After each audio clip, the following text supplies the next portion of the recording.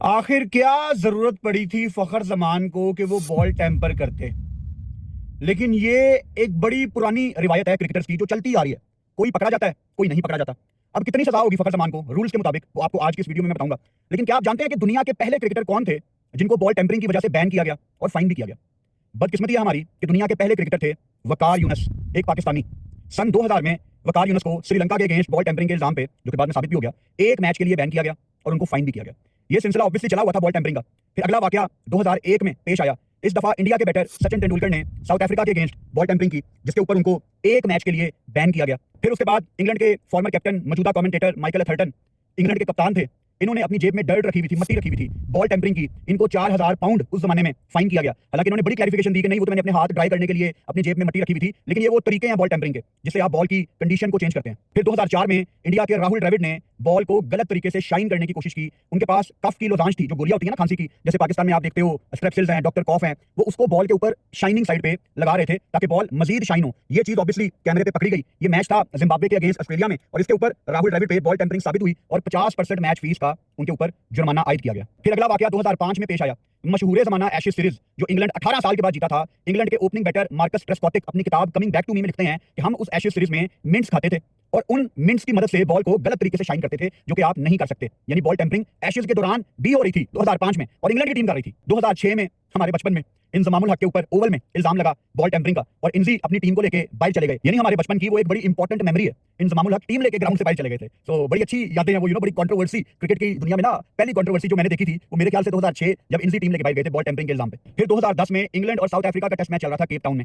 इस test match में England के बॉलर ब्रॉड पांव के साथ बॉल की कंडीशन चेंज कर रहे थे। यानी पांव के नीचे आपकी स्पाइक्स होती है ना, क्रिकेट शूज आपने पहने हुए, नीचे स्पाइक्स हैं, तो स्पाइक्स जब आप बॉल के ऊपर लगाओगे तो बॉल तो ऑब्वियसली बिल्कुल ही बदल जाएगी। और उस मैच में एंडरसन को भी बड़ा कुछ करके देखा गया था, तो ये लोग भी कर रहे थे। 2010 में तो अखीर ही हो गई जब शाहिद अफरीदी बॉल को ऐसे चिपा रहे थे जैसे आप एप्पल खाते हैं। मतलब वो तो एम्बैरेसिंग था। लोग छुप छुप के करते हैं, लेकिन लाला हमारे ऑस्ट्रेलिया में जाके कर रहे थे, जहां का मीडिया तो वैसे ही सब कॉन्टिनेंट टीम्स को कच्चा चिपा जाता है। तो Shahid Afridi that was very embarrassing. बंदा छुप के करे क्योंकि सब करते हैं, लेकिन उस टाइम अफरीदी का ये करना इट वाज एम्बैरेसिंग भाई। और लाला को भी ऑब्वियसली उसके बाद बैन कर दिया गया था 2 टी20 इंटरनेशनल मैचों के लिए।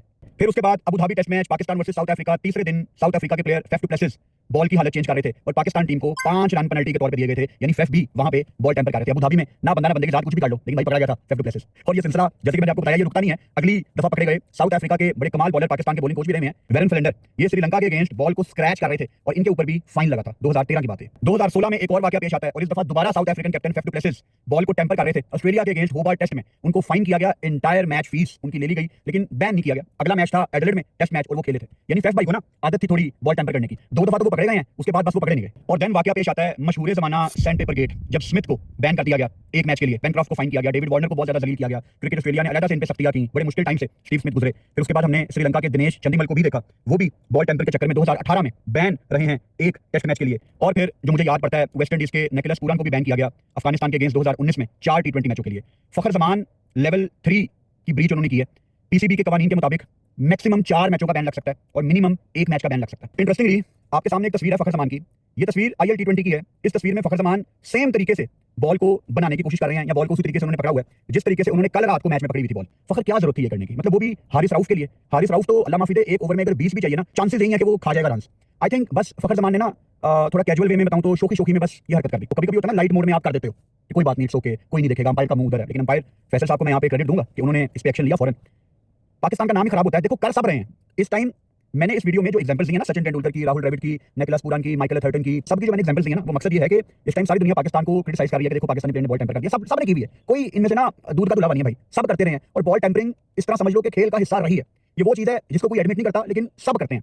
बहुत तरीके हैं बॉल टेम्पर करने के। कोई फील्डर खड़ा हुआ है अगर थर्ड मैन पे, तो वो अजीब तरीके से थ्रो करेगा जिसपे 2 थप्पे लग के बॉल आपके पास पहुंचे। अंपायर इस पे नजर रखते हैं क्योंकि बॉल ज्यादा जल्दी रफ हो जाता है। बड़े तरीके होते हैं, कम से कम हाथों में बॉल रहती है, ये भी एक तरीका होता है। 100 तरीके हैं। अगर बॉल टेम्परिंग करनी है ना तो अपने बड़ों से सीखो, ठीक है? अपने बड़ों से सीखो कि क्या करें हम कि हम पकड़े ना जाए, क्योंकि करते सब हैं। और ये जो रिवर्स स्विंग का चूरन दिखता है ना भाई, ये है बॉल टेम्पर ही, ठीक है? तो अपने बड़ों से सीख लो, इतना ओपन होकर ना करो। अगर आपने मुझे ये कहे कि भाई साहब आप किस चीज को प्रमोट कर रहे हैं, बॉल टेम्परिंग को प्रमोट कर रहे हैं, भाई मैं प्रमोट नहीं कर रहा। मैं सिर्फ आपको एक सच बता रहा हूं कि बॉल टेम्पर कल भी क्रिकेट में थी, आज भी है और कल भी रहेगी। इसको करने के डिफरेंट तरीके होते हैं। फखर जमान भाई अगर ऐसी कोई चीज करनी थी, अपने बड़ों से सीखो, ठीक है? आपके लाहौर कलंदर के सर्कल में कुछ ऐसे लोग हैं मैनेजमेंट में, जो थे, जो हैं, जो अभी भी आपके टच में होंगे, उनसे सीख लो कि किस तरह बॉल टेम्पर करते हैं। सामने आके ना कर भाई, छुप के किया करो, पीछे सब करते हैं बॉल टेम्पर। अब फखर जमान पे देखो, जब ये मैं वीडियो बना रहा हूं, आज मंडे है, पीएसएल का मैच कोई नहीं है, ट्रैवल करने मैंने आउट ऑफ लाहौर जाना है, निकलने लगा हूं मैं, दोपहर 3 बजे का टाइम है। अभी तक तो पीएसएल ने कोई ऑफिशियल डिसीजन अनाउंस नहीं किया, लेकिन रात को फखर जमान की पहली सुनवाई हो गई थी और 48 घंटे के अंदर दूसरी सुनवाई भी होगी, फिर ये डिसीजन अनाउंस कर देंगे।